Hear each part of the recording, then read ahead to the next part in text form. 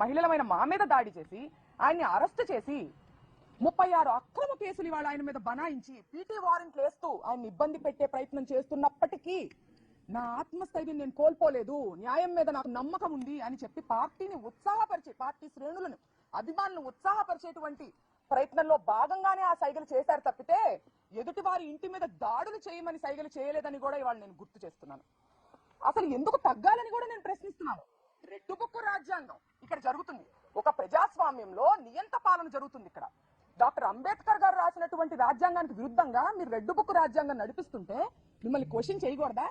మళ్ళీ ఒకసారి స్పష్టం చేస్తున్నాను, మీ అక్రమానికి మీ దౌర్జన్యానికి తగ్గేదే లేదు.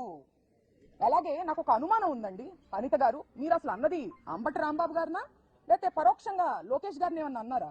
ఎందుకంటే గతంలో ఆయన కూడా అలాంటి సైకిల్ చేయడం జరిగింది. మిమ్మల్ని తిరుపతి లడ్డూ విషయంలో అబద్ధాలు చెప్పమని ఏమన్నా ప్రెషర్ చేస్తుంటే ఆ ఫ్రస్ట్రేషన్ ని పరోక్షంగా మీరు ఆయన మీద చూపించినట్టు కూడా నాకు అనుమానం కలుగుతుంది.